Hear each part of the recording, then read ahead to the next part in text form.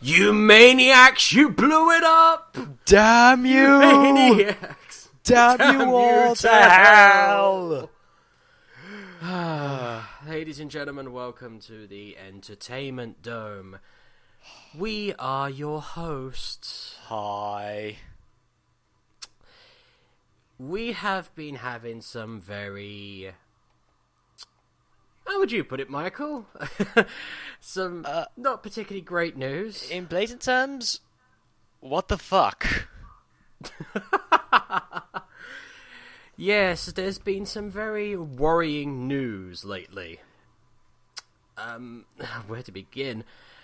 Shall we start things off with the I don't want to call it a scandal, but like the news regarding that Hearthstone tournament that happened about a week or so ago?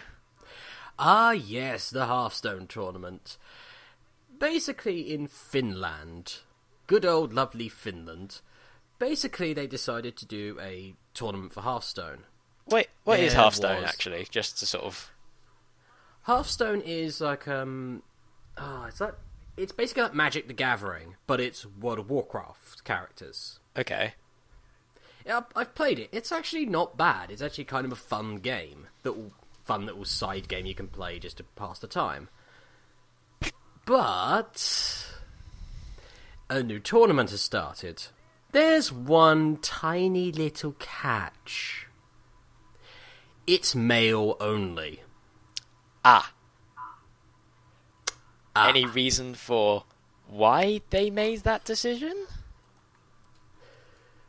Be a very good point, but I couldn't find it. Could you find any? Well, I have the article that you linked me right here, and it says it was reported that the Hearthstone tournament in Finland blocked women from entering because it was told to.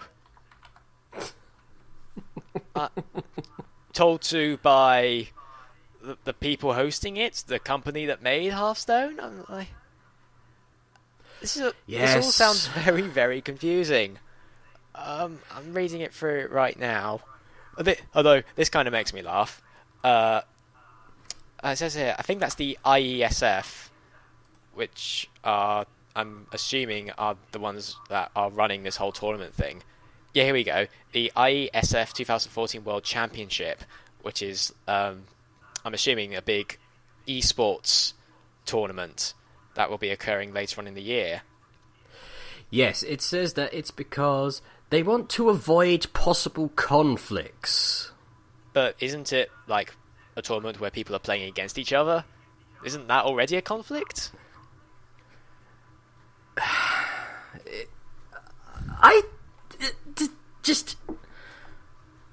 As you can tell, ladies and gentlemen, this is already so stupid that it's causing me not to talk properly. It's more confusing than anything, because I've scrolled in a bit further, and of course, when it came out that women were banned from this tournament, naturally the internet went up in arms, as it's wont to do.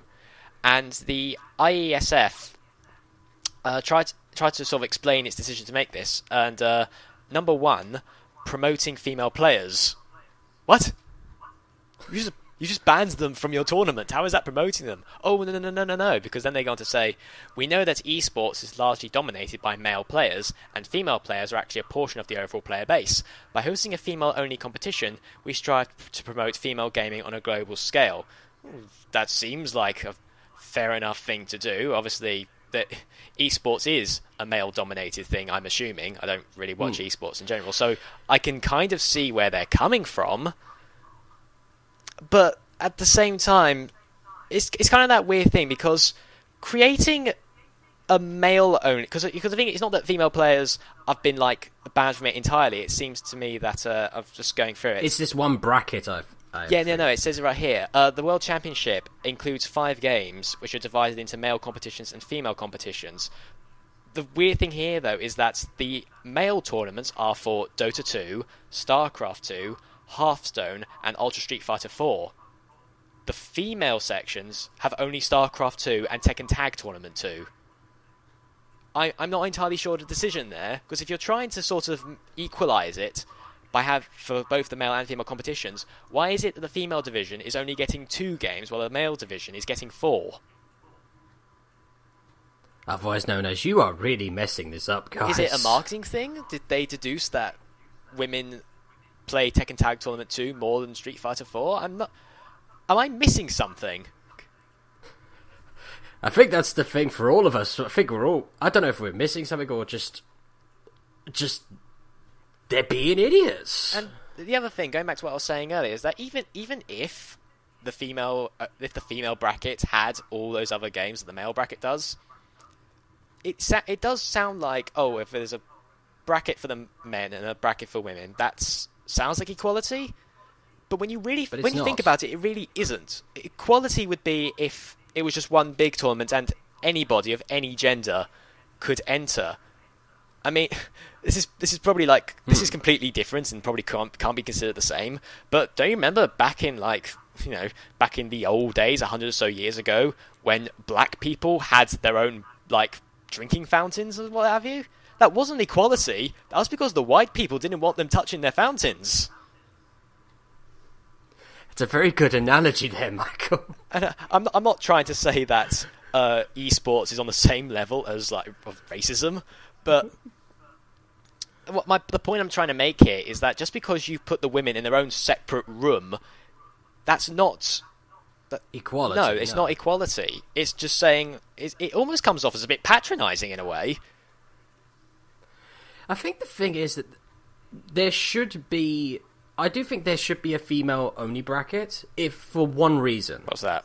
That reason is to gain more female players. To say, to gain in, get more female players. But don't allow a tournament that you can't have female players in. Because it is, as we said, it is very male-dominated. It is very male-dominated. So there should be something to allow female players to get into and to actually have more of a chance to get into the games. But men don't need that leg up. Men don't need... Let's be honest, we don't need a leg up. As we said, it's male-dominated. They don't need help. Yeah, that is a very good point. Also, I've continued reading the article, and the second reason that the IASF gave to why the male and female competitions are separate is because esports is recognised as a true sport. I'm not entirely sure when that decision happened, but okay. And part of their efforts is to comply with the international sports regulations. For example, chess is also divided into male and female leagues. Okay, it might comply with international sports regulations, but if other sports do that, maybe those regulations should change. Like chess, really? Women can't play against men now? This is why I fucking hate sports to begin with. There really isn't much of an excuse anymore to... I know this is going off gaming a little bit, but there is really no excuse anymore to have this segregation of men on one side, women on another. They can't play against it or with each other. It has to be women play their own one and men play their own one. There is no excuse anymore. There are plenty of female players. Also, by the way, the women's England football team is a lot fucking better than our one. Just throwing that out there. Except for Sturridge, because Sturridge is actually kind of awesome. But apart from him... Hey, James. Yeah? What's the difference between England and a tea bag? Go on. A tea bag stays in the cup longer. Ooh. Also, what you said earlier, it's sort of like... it makes me think that the way male and female are put into their own separate parts of the sport, it's almost like when you're on the playground when you're 6. The boys go to one side of the playground and the girls go to the other side of the playground. Don't go over to the girls, they're icky. Ugh. Yeah, that's essentially...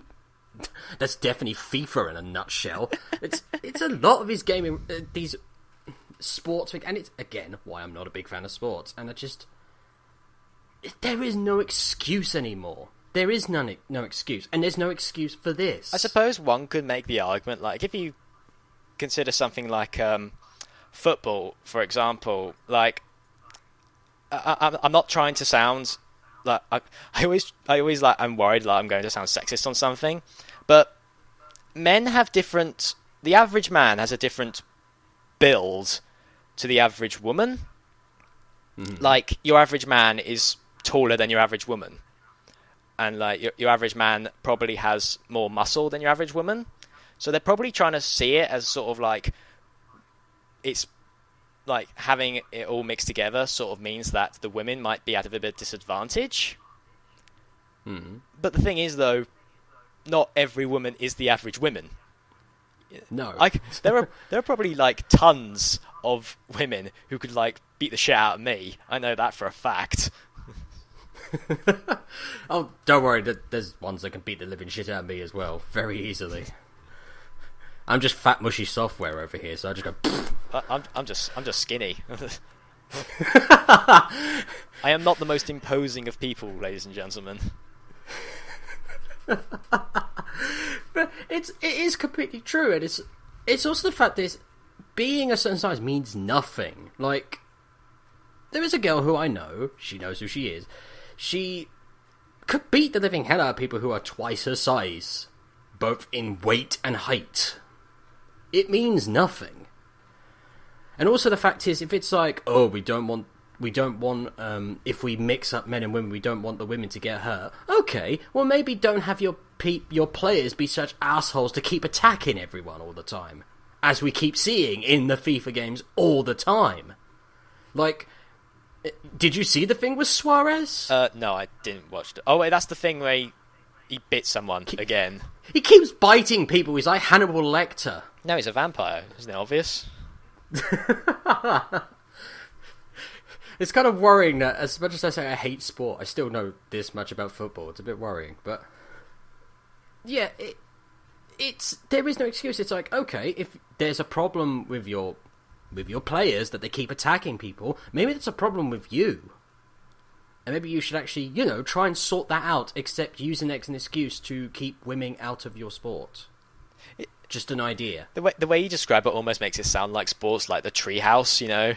Like all the boys like got their treehouse, and then there's like a couple of girls, and it's like, oh, can we come in? And everyone's like, no, you're girls. Cuties. I'm probably making it sound more childish than it actually is. Although, to be fair, these are childish people, so we're not far off. I'm rereading the article again, actually, and this kind of makes me laugh. It's probably me just being a bit picky, I don't know. But Go on. The IESF, which it says here is a Korean organisation, in its own words, it was set up to promote esports as a true sport beyond language, race, and culture barriers. The bit that makes me laugh, though, is the fact that member nations include a raft of European and Asian countries, but not the UK or the USA. A true sport beyond culture barriers. If you're in the UK or the USA, you can't take part. Oh, okay then. Or if you're a woman. Well, no. No, they say, if you're a woman, you can take part. You just have to play with the other women. You have to be segregated if you're a woman, and you can't be from the UK or the US. To be fair, though, I think esports are much bigger in Asian countries, to be fair. They are.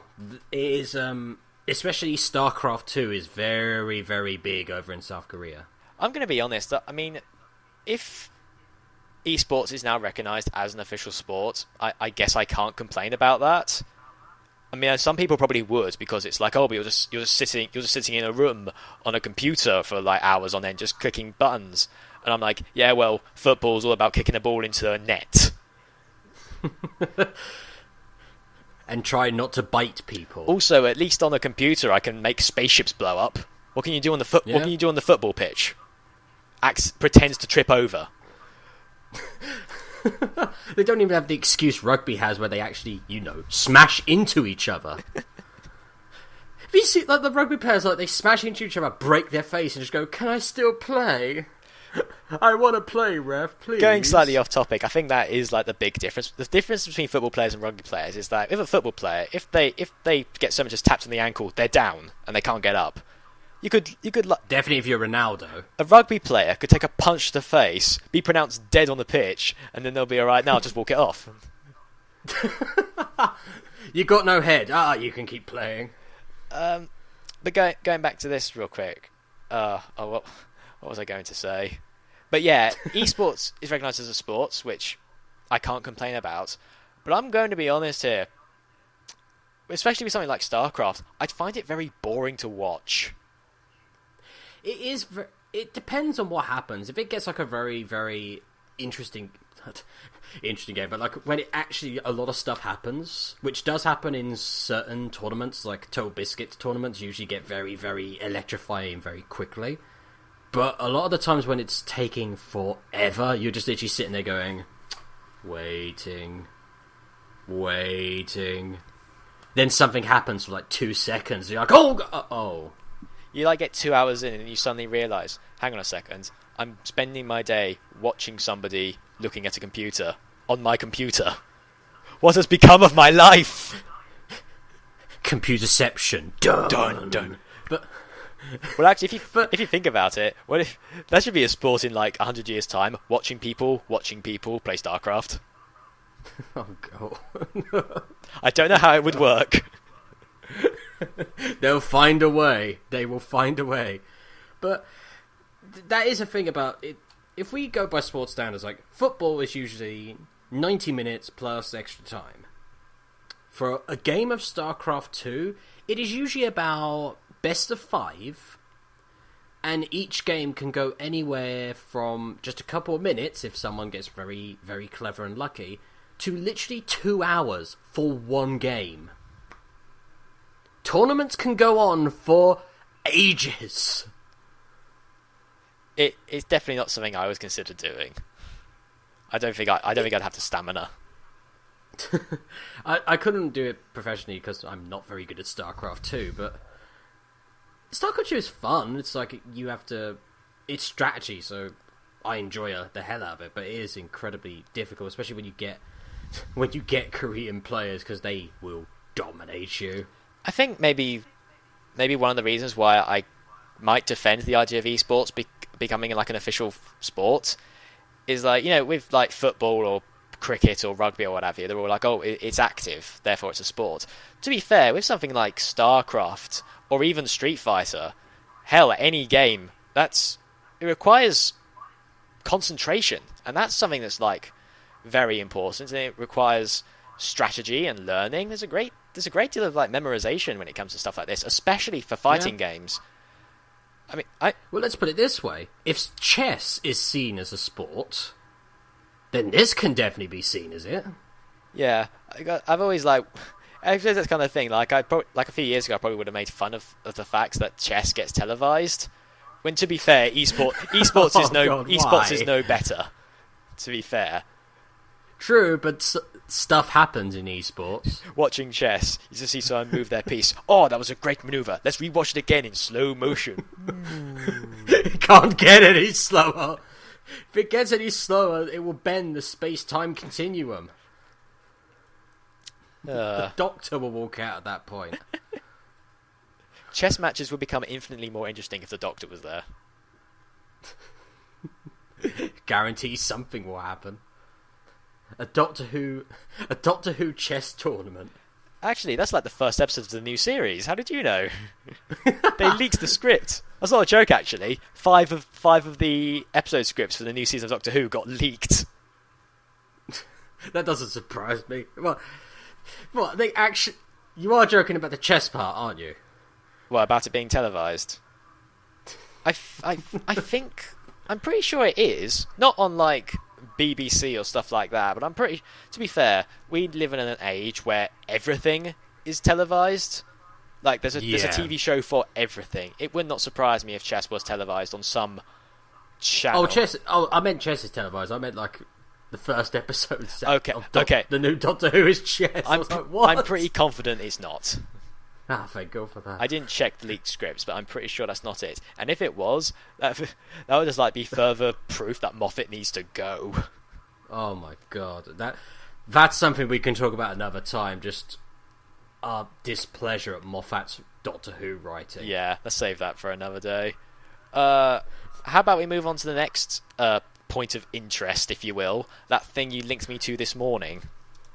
I shall, but I'd just like to end the little section on the Hearthstone tournament, which is this should be definitely this thing of only men can play in this thing should not happen. There should be more ways to get women into esports. There should be more ways to get women into sports in general, and overall this idea of having a male-only bracket is a total farce. It is something I find quite weird. Now that I actually sit here and think about it, football matches get televised all the damn time on the BBC and ITV, and every time I see one being advertised, I'm like, oh, for fuck's sake. And now it's only just dawned on me, I don't think I've ever seen one advertised for women's football. No. Did you hear the president of FIFA was asked, what would you do to make women's football more prominent, more televised and everything? You know what he said? What? He said tighter shorts. What? Tighter shorts. That answer is so stupid. That shows utter contempt. I actually feel dumber from hearing it. Welcome to FIFA. And thinking about it, actually, all the FIFA games have been coming out over the years. You know, they upgrade so much stuff. You know, realistic grass, more detail on Rooney's face than ever before. Now, but not actually make a decent game. Well, what I was going to say is that there's no option for women's football in those games. Is women's football under FIFA? I'm assuming it is. Yeah, it is. How come there's no option for that? I guess maybe because men probably play the FIFA games more than women do. There's still women players. I think it's just the fact that they don't want to show women players. Even though it's been proven time and time again that the women's football, they're usually fucking better. They are. They play better games. And especially the England one. How long did England last in the World Cup? Pathetically short. Yeah, because I saw a tweet of it a few weeks ago saying England's been knocked out, and I was like, what, already? And I wasn't even following the World Cup. I watched a couple of the games. They didn't even get out of the qualifiers. Oh. Yeah, they didn't even get through that. I think I remember, actually. I wasn't watching the match, but I was just sitting at home one night, and I could hear from across the street in another house people going, "Oh!" And I knew I was like, England just got scored against, didn't they? I could tell that we weren't doing well. No, again, one of the few players I thought was actually good on our team was Sturridge, because he actually did something. All the other players were running around like headless chickens. And don't even get me started on Wayne Rooney and Gerrard. But yes, there's another piece of bad news that we've just found out about, and it's horrifying to think of. At the time of this recording, this was only revealed today. James, do you want to explain it? Now, I'm going to say first off that this is from Kotaku. Now, Kotaku usually have to take things with a grain of salt, but something like this, even this sounds like Kotaku could not make this up if they tried. This is the scary thing. I hope it's made up. I want to wake up tomorrow. I really hope so. I want to wake up tomorrow morning and for Kotaku to go, we were just trolling. We were only kidding, guys. Speaking of that, actually, just to go slightly off topic for a quick minute, I recently discovered a Twitter called Mums Against Gaming. What? No. The thing is, though, it's purely satirical. Apparently, it's thank God. No, it's a satirical thing where it's like all these tweets from Mums Against Gaming, which is like stuff like I'm just barely remembering it, but there's one like, my son played video games, now he has no job and is taking drugs, stuff like that, and it's basically the most like biased stuff you could ever hear, and it's borderline ridiculous to the point where it's like, this has to be like satirical. So basically stuff from Britain's First and Daily Mail. Yeah, more or less. But the funny thing is, though, is the fact that some people are aware that it's a joke and like posting tweets themselves. Like I think somebody did. I think that was the one somebody did. I used to play video games. Now I'm a drug addict or stuff like that. But then there are also some people who aren't aware that it's a joke and like sending this fake Twitter account all these horrible messages of like, you people should fucking burn. And it's like the irony there is that they're proving this satirical point. Right, yeah, you're not helping, guys. Please stop. When somebody says to you, I think video games make people violent, don't respond with, shut up, mate, I'll fucking cut you. Be reasonable. Talk to people and actually be reasonable human beings. That's what you need to do. Yeah. Don't be aggressive. It's a very very tricky debate. In fact, no, it's not tricky. It's a very obvious debate. You're wrong. People Yeah. who say video games make us violent, you are wrong. I'm sorry. You are completely wrong, and we're not like sport Yeah, that's the in most places. that's the thing. Actually, like, guy kills people, and they find out he played Call of Duty. Oh, clearly it was Call of Duty's fault. But then you look at football matches. Haven't people died in riots because of that? Died in riots, smashed people's faces in. And at no point, one person had his ear ripped off during the World Cup. and at no point have I ever seen a petition for football to be banned. Oh, but video games. Oh, we got to get rid of them immediately. Football, no, that can stay. It sort of like supports my theory that it's really more of like people just looking for something to blame for violence. Oh, definitely be something like. It's back in the day, it was like, books were evil, they're like responsible for it all, and then it was film, and now it was video games. I bet you anything in like 100 years' time, there will be some new form of media that will be then taking the blame for all of all these violent crimes, and video games will be just forgotten. It's always been like that. Like, as you just mentioned, books. It used to be Catcher in the Rye was a massive, massive one that got attacked because it was used by, I think it was read by the guy who killed John Lennon. I vaguely remember something like that, yeah. And people said, oh, it's that book's fault for causing people to go out and kill people, even though it's complete bollocks. And then now it's video games' turn, and you just have to have a look at some of the blooming garbage that comes out of some of our press, and you just think, nope. Like, there was actually one today. I think I heard about this. This was on BBC, of all places. Let me see if I can actually find it. But we're going off topic, but we're going off topic, but we're not going off topic. This is something people need to see, but basically the BBC tried to blame PlayStation. What, PlayStation in general? Yes, because what happened was a tragedy. Before I say anything else, a father.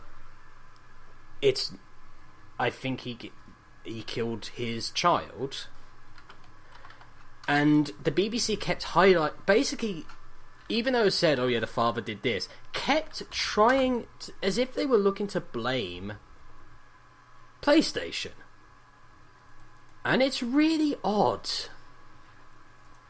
Yeah, here we go. PS3 game playing dad Mark Sandland killed baby.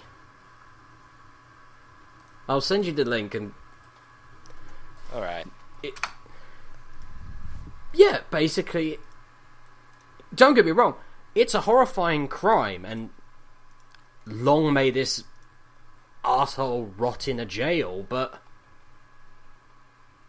It's not the fault of a console. The console didn't do the shining and tell him to kill his kids. I've always had this thing where when people point the blame at video games or video game consoles, what have you, when a tragedy like this occurs,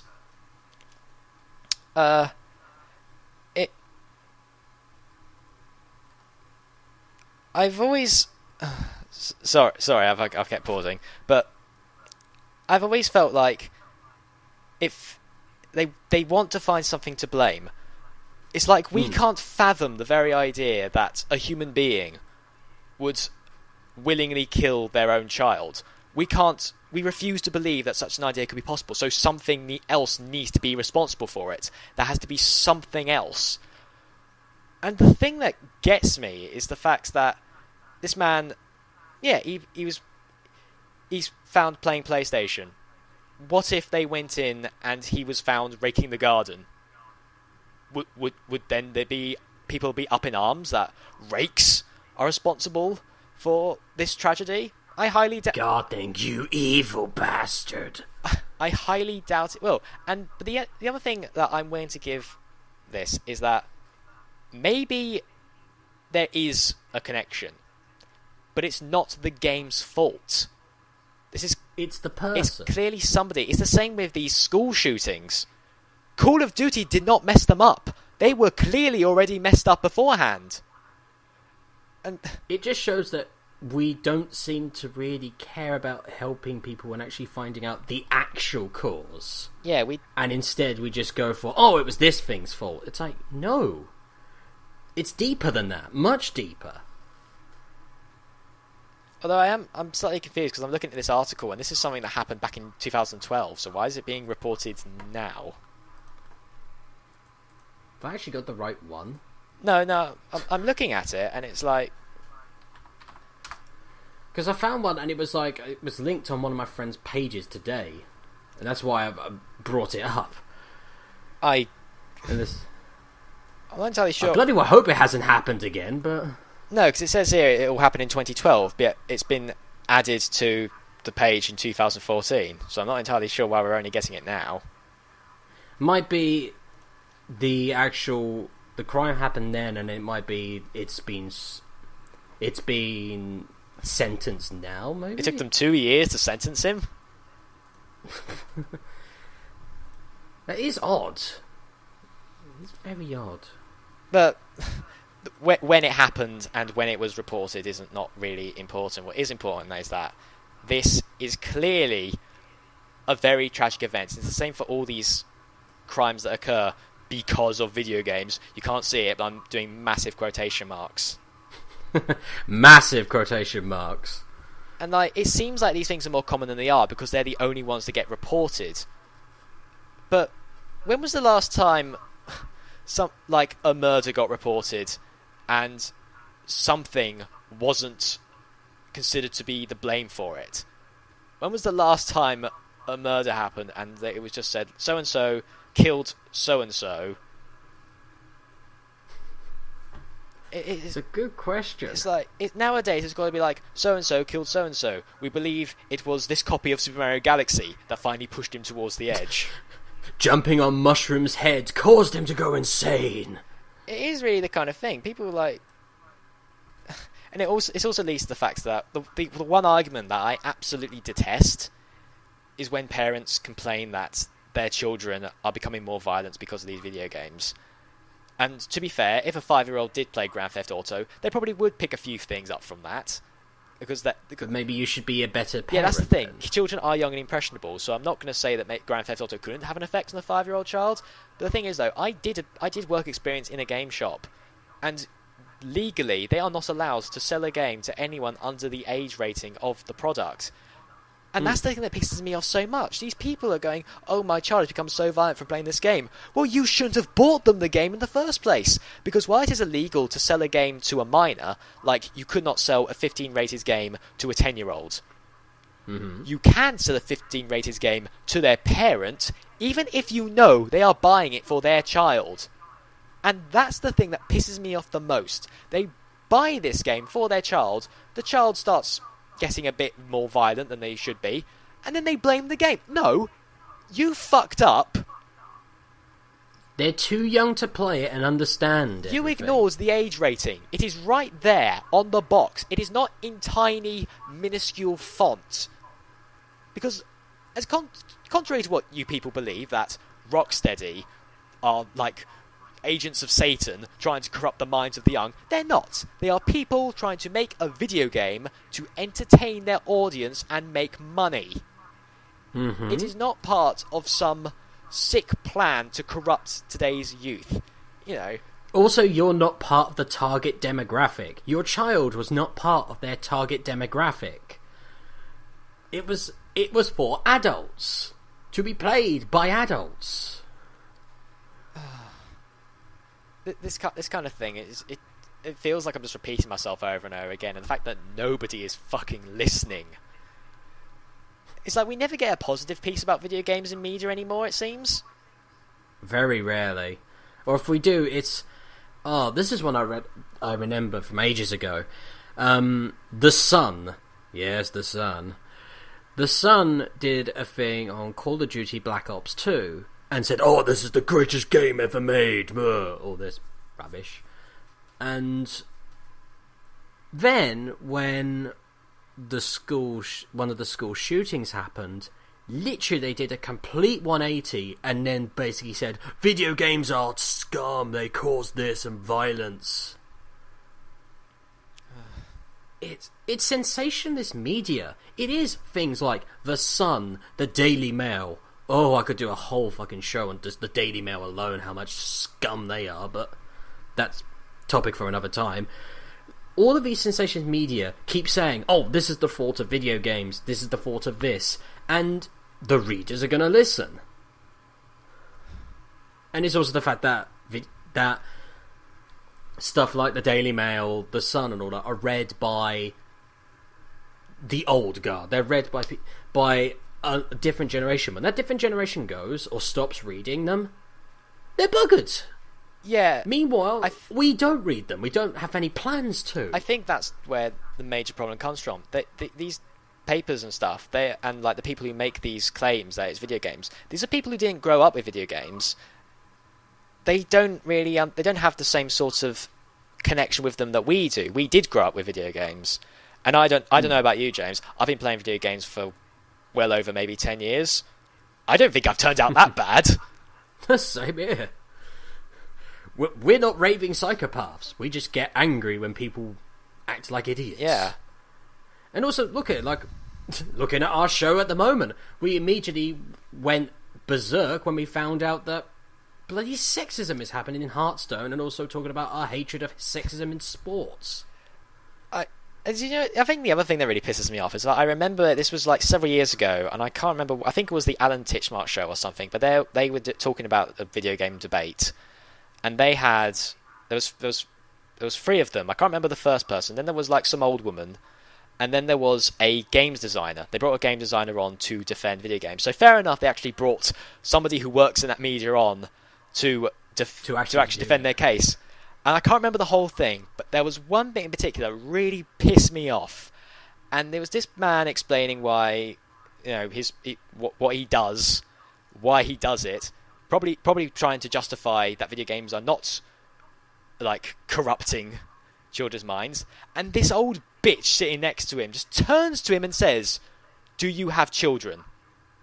He says, "No." And that was her argument. He didn't have kids, ergo he could not understand what it was like to have a son or a daughter to get corrupted by video games. He doesn't have children, ergo he doesn't understand how children work. Fuck you. Because as we all know, you can only understand children or understand the worry of children if you have them. Apparently, if you have... I don't give a shit about children. I don't have kids, so why should I care? Apparently, if you have children, that's pretty much like you win every argument ever. Doesn't matter what your opposition says to you. Doesn't matter how much evidence they produce in both physical or metaphorical I'm form. a mother or father. Yeah, I've got a child, ergo I'm right and you're wrong. Doesn't matter what you say. And I'm like, no. I don't have kids. I bloody care about kids. I think we all feel like that. It's called having empathy. Basic empathy. You don't need to have experienced a situation to have empathy for somebody in that situation. No. That is a stupid argument.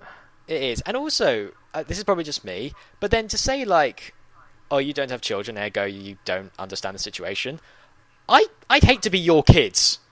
Because then I'd feel like I've just been used as like...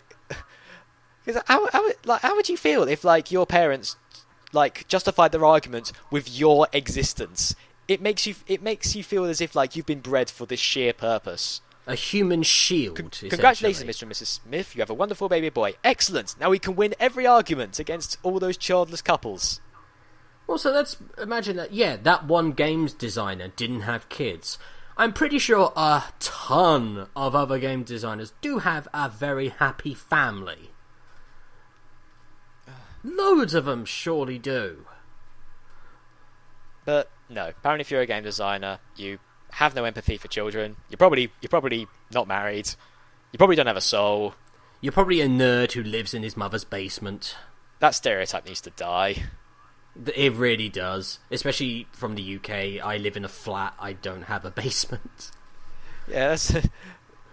People say that, like, oh, Michael, you're such a nerd. I bet you live in your parents' basement. No, I live in the conservatory. There's a difference. perfect. It needs to be changed from nerds in basements to nerds in conservatories. That's actually a perfect analogy. I like that. That's a good one. But it's true. It needs to die because it's a stupid analogy. Oh, you live in a mother's basement. The basement's actually safer, but go on. People say, oh, why didn't you go outside? Have you seen outside? It's scary out there. It's full of assholes. I live in Romford in Essex. It's full of Essex chavs. Do you really think I want to walk outside? I'm going to have some of my friends are going to go, James, that was unfair. Yeah, I should just to sort of quickly go over. That's really like just a joke. We're not saying don't ever go outside. Yeah, go outside, people. You really should. It kind of makes me laugh because I can think of like a couple of video games that actually do end with like the game saying go outside. It's like, what? Don't tell me what to do, game. Well, it's that safety thing, isn't it? As well, all games have the safety thing saying go outside regularly. Don't play this game for any longer than this amount of time. All this stuff.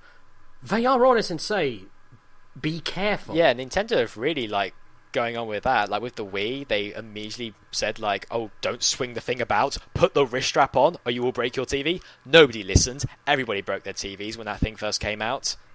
And people complained about it. It was like, you should have listened. Exactly, that's what made me laugh. I knew it was a recurring thing because when I got my Wii back in 2006 when it first came out, like I told people, everyone said, oh, what did you get for Christmas? I got a Wii. The first question everybody asked me, have you broken your TV yet? No, I followed the instructions. The 3DS is games on the 3DS are constantly telling me to take a break every 30 minutes because Nintendo don't want to get sued by parents who gave the 3DS to their kid, left the 3D on, and caused their eyes to get fucked up. I just don't have the 3D on. There we go. That works too. It's usually because the 3D on the 3DS, it depends on the game if it actually looks good, and also the fact is it actually buggers the frame rate up a little bit. Yeah, like Pokemon X and Y. You turn the oh my god, you turn the 3D up on that, and the frame rate just drops to shit. It's like, oh. Especially when it, like, even when you don't have the 3D on, if it zooms in on the faces, sometimes the frame rate goes like 4 or 5 frames a second. It's like, whoa, what happened here? Or when you're in triple battles when there's 6 Pokemon up on screen at the same time. Oh god. Yeah, admittedly, I also use the diner, the restaurant that's like a 3-star one that's battles. Yeah. Do triple battles. And it's like it's the easiest place to both make money and to also train up your Pokemon. Huh. So I've been doing that. A little bit of Pokemon note for you all. You can only do it when you beat the Elite Four, though, so take that into account. Lame. You have to have something to do afterwards. Yeah, I guess. But to be fair, with like Pokemon games, once I beat the Elite Four, I have very little. The game doesn't really give me much to do after that. Like I know there is like a lot of post-content material, but I have no inclination to actually do any of it. I don't know. Probably just me. It's true. There isn't. I'd say X and Y probably has the most, but even then, it depends on if you're actually interested in it, and sometimes it's not that interesting. Admittedly, I'm spending most of my time at the moment just getting shinies and legendaries, and I have an awesome team now. It's awesome. Yeah. I actually have a shaman, and it's cute. I've got a shaman on my platinum. Although it was a bitch to catch, I remember it well. Oh yeah, I remember that. But when you actually get on X and Y, it's the most adorable thing. I can I imagine. Especially on Pokemon and me. If you think Shaman's cute, do not watch the Pokemon movie with Shaman in it because it speaks and it's such a dick. such an arrogant arsehole. It's like, oh, I'm the Sky Warrior. You should treat me with respect. Fuck off. Oh, is it the Sky form rubbish? Yeah. To be fair, it was a bit of a dick even before it got the Sky form. I prefer the normal flowers one because it actually looks adorable. Yeah. The other one just looks like a misformed dog. It looks like a deer to me, which is weird because its normal form looks like a hedgehog, and it's like, how do you go from hedgehog to deer? Pokemon logic. Pokemon, gotta catch 'em all. This is the same universe that has Yamask, which is a Pokemon that is born from the souls of dead humans. Or Phantump, which is apparently the souls of children who died in the forests. Or Driftbloom, who carries off children to eat them. Did we mention... Who said Pokemon wasn't fucked up?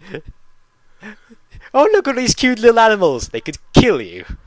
It's like, these things actually try to kill. Funny enough, all 3 Pokemon we just mentioned are all ghost-type Pokemon. Maybe that's telling. Yeah, well, obviously the ghost types are fucked up. Although apparently, according to the Fire Red and Leaf Green Pokédex, Kadabras came about because a boy woke up one morning and was a Kadabra. Whoever writes the Pokédex entries is literally just like, I need to think up of the most fucked up things that even Stephen King will go, whoa, slow down. I'm pretty sure the Pokédex entries are made up because they have shit like, apparently, like Whismur, I think. Yeah, with Whismur, it cries when it hears loud noises, and because its crying is so loud, it makes itself cry even more. So it's like a never-ending stream of crying. And I think there's one Pokemon, I can't remember its name, but there's like one Pokemon which can apparently hear a pin drop from a ridiculous amount of distance away, which means that it must be in constant agony if it can hear every single little sound. Screw the life of that Pokemon. I wonder what one that is. Pokemon is weird. Pokemon is weird, but I still love that game series. Still gonna buy them. Oh yeah, definitely. It's too part of my childhood. But right, should we go back onto this horrifying article? Yeah, I suppose we should get on with what we mentioned like maybe 40 minutes ago. I was going to say, we mentioned it about 20 minutes ago, and then we were just like, hey, hang on, there's something else we need to mention. Yeah, but yeah, you're saying an article on Kotaku, which we hope is fake, but doesn't look like it will be. The stop clock is right twice per day, which is a worrying notion, but yes, ladies and gentlemen, do you remember those things where if you buy a game from, say, Amazon, you get a certain skin, while if you buy it from Tesco's, you get a certain gun? Well, guess what? GameStop want to do something even worse. Just want to clarify, GameStop is like an American game shop. Like, oh, I'll come on to that in a moment. Explain why this is still bad news even for us in the UK. Well, yeah, obviously, but carry on. Basically, GameStop are having the idea to actually work with developers, as in force developers to let them work with them, and actually take out whole pieces of the game and make it be only sold if you buy the game from GameStop. Now that sounds terrifying. Yeah, so for clarification, say if you bought Super Mario Kart 8. Imagine if you bought Super Mario Kart 8 not from GameStop, and it turns out that if you did buy it from GameStop, you were losing Peach, Mario, and Bowser. You didn't have the blue shell, and you didn't have certain racetracks. You are essentially buying a third of a game. You are buying an incomplete game, and basically the only way you can get a complete game is if you buy it from GameStop. This sounds almost probably more scummy than when developers release games that are still in their alpha build and make people pay them to then test them. Yeah, it's just astounding that this is what GameStop are actually thinking of doing. Well, it's to actually just. It says here, from what I've read, that what they've actually said is, by offering exclusive content on each major game release, it doesn't sound like as if they're saying that they want to take core parts of the gameplay out to charge you for. It sounds like basically extra DLC, I guess. But the thing is that the difference between downloading a map in Call of Duty or a new skin for your Assassin's Creed character or whatever, because gameplay is a very broad term. So what are they referring to when they say exclusive gameplay? Do they mean a whole level?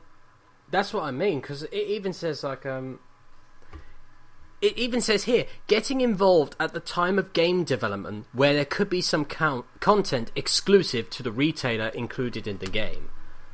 So it's not far-fetched to think they could take out entire levels or entire places and say, oh, you can only get this if you buy it from GameStop. And the worrying thing is, they do have the clout to do it. This is the scary thing. They can do it. And here's why. Because GameStop are like one of the only big places in America now that sells games, they can literally say, if you don't allow us to do this, we will not stock your game. And for certain companies, that could be the death knell. That could literally be the nail in the coffin for their company. It's a real... or developer, or publisher. It could bugger them all over. It's a real scumbag move. And it's like, are they really in such a dire need for people to buy games from them that they need to resort to this? I mean, I'm not fond of, like, you know, when you pre-order a game, you get some extra DLC already with it. You know, like, oh, you get the maps early or whatever. I'm not fond of that anyway. But this? It's a whole new ballgame. It's according to a report on GamesBeat, the retail giant recently met with the investment company R.W. Baird to talk about the company's future, and one of Baird's analysts has revealed some of the things that they spoke about. GameStop indicated that software publishers are more enthusiastic about partnering with it. For example, by offering exclusive content on each major game release, and longer-term future models may include GameStop offering exclusive gameplay. It's literally like it feels like they literally go into a position of, right, we need to make easy money, and we know we can shoehorn companies into doing it. And it even says here that that software publishers are more enthusiastic about this. Which ones are enthusiastic about this? Because any actual game, because any games developer would not be happy about this. This is a horrifying notion. Yeah, I can't imagine many game developers liking this idea. And the thing is, though, even if the game developers probably don't like this idea. The consumers, the people who buy games, they're not going to like it either. There is only one winner in this, and that is GameStop. They don't care about the designers. They don't care about the consumer. They care about themselves. And probably the publishers who will be able to get a cut. Again, it's depending on which publishers. Which publishers do you think will go for this? I can't think of any, in all honesty. Definitely not the big three. I can't imagine Nintendo, Sony, or Microsoft agreeing to this. I couldn't see any of that. But the thing is, saying Nintendo wouldn't... I don't think Nintendo would want to do it, but think about it. They are getting more traction on the Wii U, but it's still getting there. And it's still very iffy at the moment. If GameStop go, if you don't allow us to be involved in your process and take stuff out of your game, we won't stock your stuff. That could literally really screw Nintendo over. Yeah. That's a scary notion. And here's the thing, I can't blame people that are shoehorned into this. Like, if they're forced into it, I can't blame people for that because they want their stuff to sell. But there's only really one notion I can go with to actually say about this, and that is, if this does go through, and I'm touching wood that it doesn't, but if it does go through and this happens, I can only say one thing. Don't buy the game. You have to vote with your wallet on this one and say, I'm not going to get involved in this. It sadly means you're going to be screwing over a developer, but it may also mean that it may actually kill this thing. And you need to kill this thing early days, because if it gets any traction, we will never get rid of it. You say that, James, but the sad thing is, there's the fact that even if this was to go through, people would still fucking do it. Because some people are gullible as shit. Like, the amount of people who put... Like, the thing that pisses me off about pre-orders is the fact that now you can pre-order games that just got announced at E3 and aren't coming out till 2015 that haven't even shown any gameplay. Uncharted 4 got announced at E3. We saw no gameplay, one cinematic trailer, and the fucking thing's already up for pre-order. Yeah. Halo 5 got set up for pre-order a year before we even saw anything about it. And people are willing to do that. They're willing to pay money for something that they have only seen a 5-second CGI teaser for. So what the fuck is stopping people from getting an next Call of Duty if it means they get the new dog feature in it with only GameStop? Oh, God. That is the scary thought, and it is the thing that we need to stop this. But the thing is, if people are going to buy into this, we're never going to stop this, and well, gaming's going to be screwed. It's really like do you know what this I'm reminded of? Like for the last couple of years now, I've seen like some games like get advertised. Like I remember, like I think Watch Dogs is the most recent offender of this personal dislike of mine. Is that if you if you look at Watch Dogs is like available on almost every major console, but if you look at like I think it's like the PS3 or the PS4 version, you look at the box and it says in the top right, extra 60 minutes of exclusive gameplay. It's like, okay, I get an hour extra stuff on the PS4 version I wouldn't get on the Xbox version. But yeah, Ubisoft's done that a lot lately. But it's not telling me what that gameplay is. Like, and again, gameplay is such a broad term.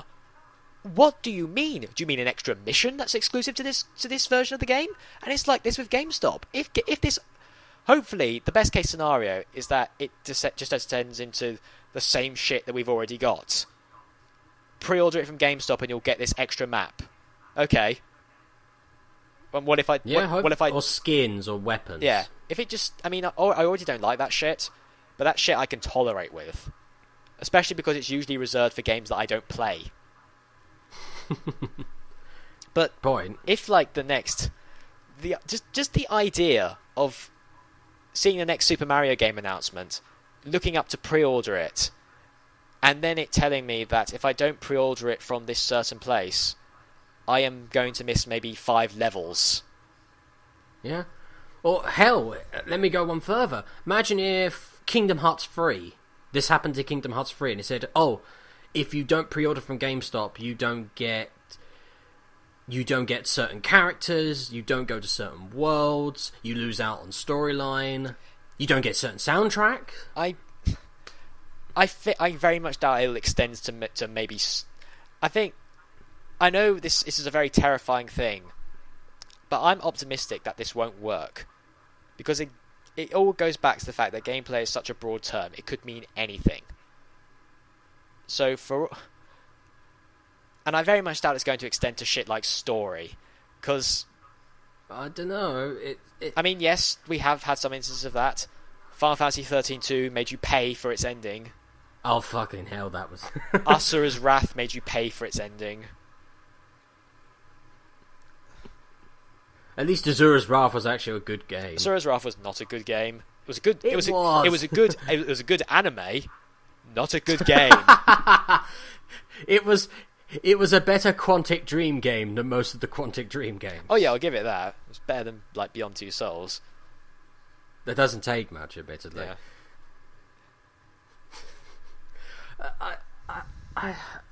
I do know what you mean. I do understand what you're saying, that it most probably is just bits of gameplay, but it does worry me that they are being very vague about it. Yeah, exactly. And that's never a good sign. So it could just mean like it could just be the same extra 60 minutes of gameplay shit that Ubisoft are already doing.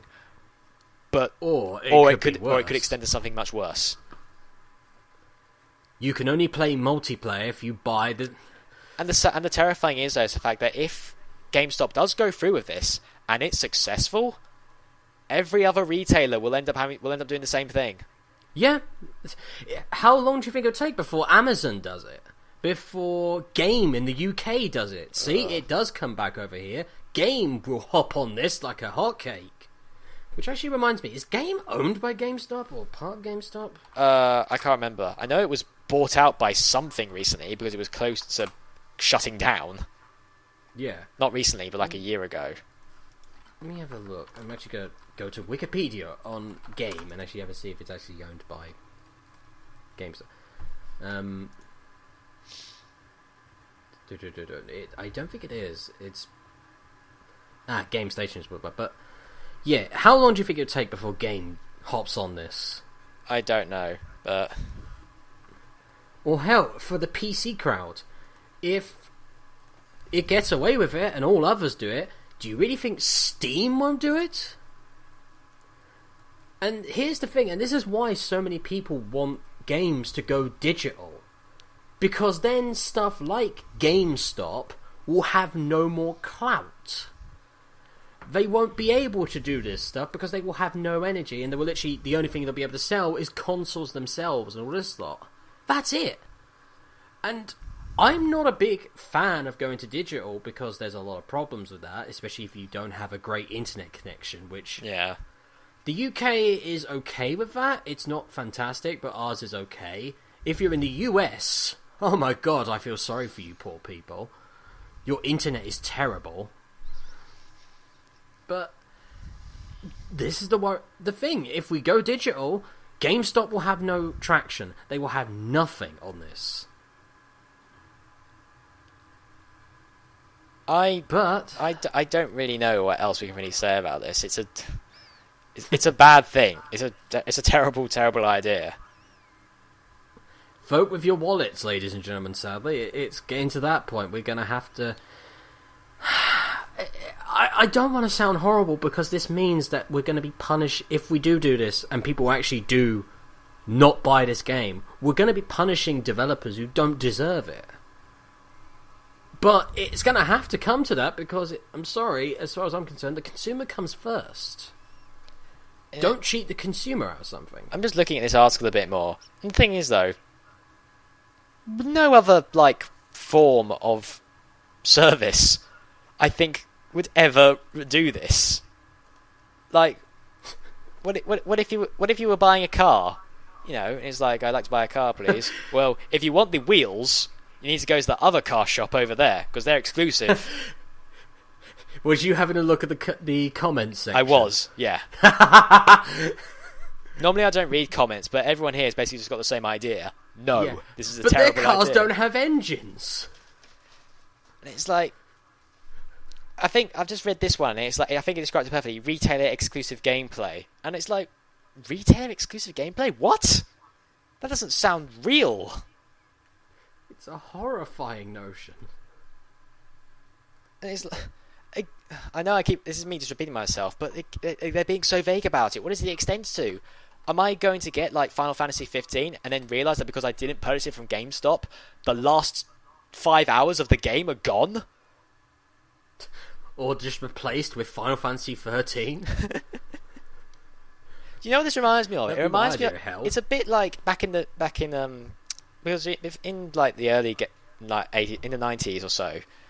Some video games would do this thing where you would play through the game, and then the game would stop, and it's like, if you want to truly beat the game, play it on hard mode, and it's like, oh, for fuck's sake! Oh god, yeah, I remember that. Why can't I just beat the game on normal? Well, you can't. If you want to get to the final level, you have to play on hard mode. It's a bit like that. Except at least then, the final product was on the cartridge or the disc or what have you. You just had to play on hard mode. Yeah, it's a dumb thing, and I'm glad that's one idea in games that's been dropped. But this is like that, but 10 times worse. Because now it's saying, do you want to get to the final level? Well, you didn't buy it from this shop, ergo you can't have it. Because since it says exclusive, I very much doubt it will then become DLC at a later date. No, that's what I mean. It won't become DLC. You won't be able to get it. Even if it did become DLC, that's even worse.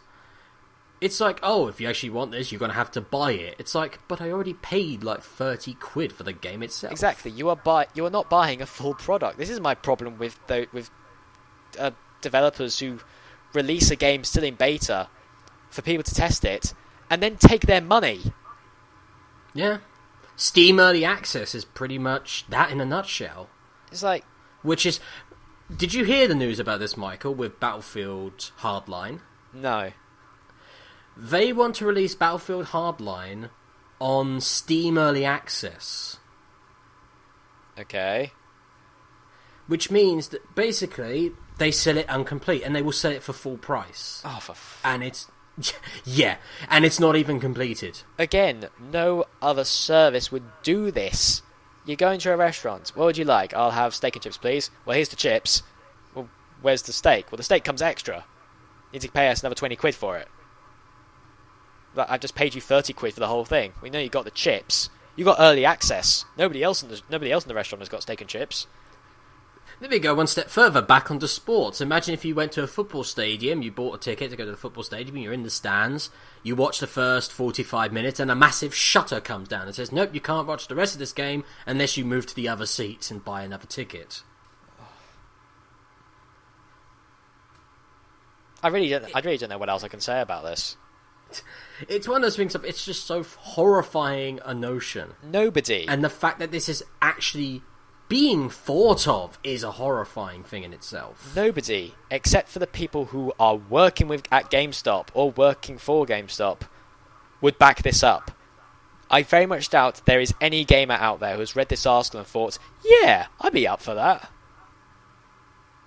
If there is any gamer who thinks like that, seriously, you need to have a long, long look at yourself. You need to reconsider things, because you need to have a good, hard look at how much money you actually have.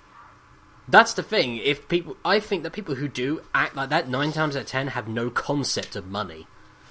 Because they don't understand money at all. Would this exclusive gameplay thing to retails or what have you, would that increase the prices of games? Because games are already pretty pricey when you look at them. I went into a game the other day and there was like PS4 games going for 50 quid. It'll probably be like, it'll still be 50 quid for the game, but if you want that little bit extra, cha-ching. I just really hope that if it just becomes like, if it is just an extra thing that doesn't change the overall experience of the game, because that's something I'd be fine with if it didn't change the overall experience and was just a little nice extra, a bonus if you will, for getting it from GameStop or whatever. That would be fine. If it's like, but I don't know if it'd be fine because it's still content being ripped out of the game. That's still, it's still something that shouldn't happen. Yeah, no, that I think I draw the line at skins, weapons, stuff like that. Fine, that keep doing that if you really please, because that's not a problem. But actual whole pieces of gameplay, like Ubisoft have done, I can't agree with that. You're ripping pieces of the game out that should really go to everyone who actually wants to play it. Do you know what it's like? When Capcom got in trouble several years ago, when Street Fighter Cross Tekken came out, people hacked into the game and realised that all the DLC was on the disc. On the disc. Oh my god. And the excuses they gave were just... What were the excuses they gave? Mind-boggling. Excuse was like, it'd be easier to keep it on the disc. Yeah, and it's like, but if it's easy to keep it on the disc, then why not let us have it already then? Because it's clearly there. There's nothing stopping us. Oh wait, it's because you want to make more money. They actually said like, we're keeping it on the disc because it's not complete yet. So when it actually is complete, we can update it. If it wasn't complete, why did you put it on the disc, you greedy bastards? Not only that, there were a couple that didn't have their full move sets, but most of them were complete. It was mind-boggling. It's shit like that needs to sort of be stamped out, because it goes for early access, DLC already on the disc, this retail exclusive bullshit. This all needs to stop, because what you are doing is selling an incomplete game to the customer, and the customer is not paying you for an incomplete game, they're paying for a complete game. I can understand early access for certain games. Like usually, again, talking about Steam Early Access, some of the games on there I can understand. But the thing is, they usually do two things. One, they sell it at a much cheaper price. So when you do, and you get to keep the game when it's released properly, so you basically bought a cheap version of the game straight away. Or when they don't have a major publisher. Or if they've been kickstarted. That really should be the thing. If you're selling an incomplete game to the consumer, drop the price, and then when you release the inevitable DLC that makes it a proper game, make that DLC free, because you don't deserve any more money for doing that. It's like Larian, who's a developer I really like. They have just come out of early access because they did Divinity Beyond. What was it? I can't remember its damn name now, but it was one of the Divinity games, and it was kickstarted. Divinity Original Sin. It was kickstarted because they weren't able to get it. I think it was because they weren't able to actually get it properly done at first. So they actually got it kickstarted, and they got it on Steam Early Access and everything, and they sold it really cheap. And that I can see why that's on Early Access, but Battlefield Hardline? Really? It almost sounds like as if they're not confident that the whole game will sell. So if they make it sound like, oh, early access, you get the game early, it's that fake blowers and whistles kind of thing where it's like they've got a shitty product, but if they light it up pretty enough, people won't notice. For some, again, like sometimes they use it as a beta. Like again with Divinity, they did use it as a beta, and they did listen and they did work with the player base. I've got no problem with companies releasing a beta for people to test and give them feedback on, but don't charge them to play it. I do agree. I especially agree with bloody that about Battlefield Hardline. That's like, because they don't sort out their stuff, and it keeps on the thing. No other form of entertainment has ever resorted to this. I don't think. Like when I go to the cinema to watch a film, the film is complete. I see it from beginning to end. Well, depending on what film you're watching, to be fair. Just not counting shit like Deathly Hallows Part 1 and Part 2 or stuff like that. But I am at least watching a completed film. I have a beginning, a middle, an end, and it's done. I don't get any bullshit where it's like, you didn't go to the Odeon, ergo you can't see the last half an hour of the film. Like, books don't do this. I've never bought a book, gotten to the end, and found like a whole bunch of pages blank, and be like, why are these pages blank? Well, you didn't go to Waterstones, ergo you can't get the last 5 chapters of the book. Oh my god. I think also, but the fact is that writers would be up in arms if that happened. My god.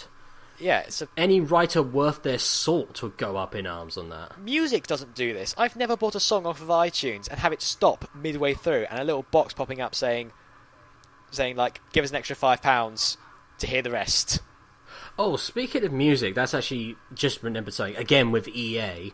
Ugh. The man who's in charge of EA actually said when he found out about Dungeon Keeper sucking, because it was absolutely goddamn dreadful, that he said, oh, it's a shame. We want our free-to-play stuff to work like music. So you can just buy the things that you actually want. Here's a thing, though. Gamers have never asked for that. The reason why people ask for music, for that to happen in music, like you only buy the tracks you want, is because we see it as, oh, we don't want the whole CD, we just want certain tracks, because we don't want to buy the whole thing. Yeah, exactly, because you get an album and go, oh, that song sounds really good, but the extra 8 I'm not all that fond of, well, I can just buy this one and no problem. Yeah, buy it for like 99 pence. But with free-to-play, it's like, well, I just want this. Do you want this? Yeah, you have to buy everything else with it. Oh, for fuck's sake. And if it's also it's a game. It's a completely different thing. It's not music. Or it could be like, I want to buy this thing. Well, you can have that thing. Oh, thanks. But now you're at a massive disadvantage. You can't beat the game. Wait, what? Why not? We didn't buy this. But I didn't want that. Well, do you want to beat the game? Yes. You better buy this. But I don't want to buy it. Well, then you can't beat the game. That's EA in a nutshell. I actually watched a video yesterday by Jim Sterling on The Escapist. Mm-hmm. And he did a video that's basically about how publishers or developers nowadays are giving fake apologies. Yes, I remember that because video. It's like, what they do is, oh, we're sorry this game sucked. We promise we won't do it again. And then they do it again. And we say... And again. But well, this game sucked as well. Oh, we're sorry.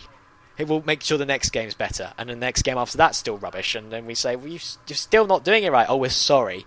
As long as they keep saying that as long as they keep apologising for the shit that they make and release and we pay for, they somehow keep getting away with it. I love how Jim Sterling also said they have no dignity. Well, they have none. They can keep doing this because they don't care. They don't have no dignity because, as Jim Sterling says in that video, when you say you're sorry for doing something, you stop doing the thing. Yeah, you learn from it. You learn from your mistakes. The problem is these companies don't. It's like I was playing the Old Republic MMO again, and like my subscription ran out, so I thought, all right, I'll try the free to play bit. Oh my god, the free to play model is shit in that game. Like it's not like most MMOs that are free to play. Like, oh, if it's free to play, you don't get certain sections of the game, which is fine, okay, but in this one, it actually fundamentally ruins the actual gameplay experience. Like, actually doing simple things as, oh, I don't know, actually trying to level in that game. Or actually try to play it. Like, it takes our toolbars, so you can't actually use certain abilities. You only have your limit, extremely limited. Or the fact is, when you complete a quest in most games, you're able to pick your reward. In this game, most of the rewards are actually locked. Or when you level, you actually get less experience because you're not subscribed. These are stuff that are terrible. It's worse when this kind of shit starts extending to console games. I think it was Dead Space 3 had a lot of problems with that. Oh god! Because it turned out that if you could pay actual money for the best weapons or something like that. It was also the fact that you could there was a little robot thing you could find that were basically like found resources, but it would take like 10 minutes and you wouldn't find a lot. But if you bought DLC, you could buy a DLC that allowed the robot to be quicker. Like, it'd only take, I think it was between 3 to 5 minutes, find a shit ton more resources, and also had its own personality. And it was literally like, right, so none of this is in the game. You're basically putting people who are actually buying the game at a disadvantage. That sounds... because they don't want to... That sounds fucking shady. Because it's like, we've got this robot here. What he does is that he mines stuff for the player. Well, how long does it take to mine it? Oh, it takes about like maybe 3 to 5 minutes and get some good stuff. How about it takes 10 minutes and then we get them to pay extra to have it be faster? Well, that doesn't seem entirely fair. Well, then you're fired. Yeah. And the cheek of it is EA then said, oh, it didn't sell well because people didn't like Dead Space 3. No, Dead Space 3 wasn't terrible. The terrible thing about it, mainly, apart from some other things which I'll get into in a moment, but the major thing was because of your DLC was bullshit. And you don't want to take the blame for it. Well, the thing is, though, they keep on going back on everything they say. Like, again, going back to the Jim Sterling video, he mentions how, like, I think it was Ubisoft kept defending their DRM policy. Even when everyone else was saying to them, your DRM policy is terrible, they kept saying, no, it's actually it's helping to stop piracy. And then sometime later they said, yeah, no, the DRM was a bad idea. It's like, well, for fuck's sake, we've been saying this for years. DRM doesn't stop piracy at all. It's been proven time and time again that is bollocks. I think the best way to fight piracy was actually done by the makers of The Witcher. For Witcher 2, if you downloaded a pirated version of Witcher 2, when you went to certain places, some of the characters were ugly as hell. Like, ugly as fuck. And it was, you could only, if you wanted the ones that actually looked nice or actually looked how it was intended, you had to buy the actual game.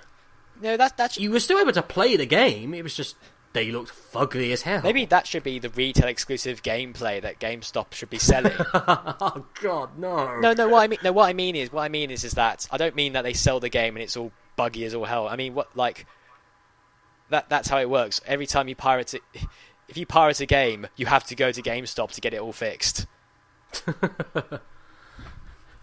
Oh, for the English one, that'd be a bit of a nightmare.